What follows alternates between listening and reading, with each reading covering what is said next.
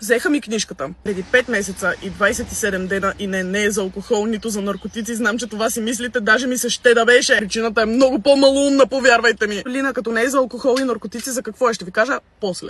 Okay. Току-що се обадих на Репатрак да дойде да ми вземе колата, защото не е карана от 6 месеца. Сега не пали. Книжката ми я взеха на 6 януари и трябва да ми я върнат на 6 юни и това е съдбовна дата за мен. Януари месец аз ревах 3 дена. 3 дена ревах. Толкова много обичам колата си, толкова много обичам да карам. 6 юни наближава и това се очертава да бъде най-прекрасният ден в живота ми. Връщат ми книжката и пускам целия албум. Следните 6 месеца аз съм работила всеки божи ден по този албум. Хора, вляла съм си сърцето и душата. Излизат 7 нови песни с мой текст, с моя композиция, с моя история за всяка една от тях. Страшно много ще се радвам да ми слушате албума и да ме подкрепите, защото съм вложила толкова много в това. Излезнат в Spotify и в YouTube също. Нямам търпение да ги слушам всичките в колата си, докато карам възможно най-далеч от тук. А 20 дена след това нямам търпение да ги пея на живо заедно с вас. На първия ми концерт, за който съм толкова развълнувана, нямате си представа. Стават още билети в Eventim, така че ако искате да чуете дебюта, заповядайте. Вашата подкрепа значи абсолютно всичко за мен. Дори просто да си ми лайкнал видеото все тая. Ти ми помагаш да сбъдвам мечтите си всеки божи ден. И аз няма как да бъда по-благодарна. И стигна ми Репатрака. Окей! Не забравяйте тази събота абсолютно всичките ми песни в YouTube, в Spotify. Нямам търпение да ги чуете.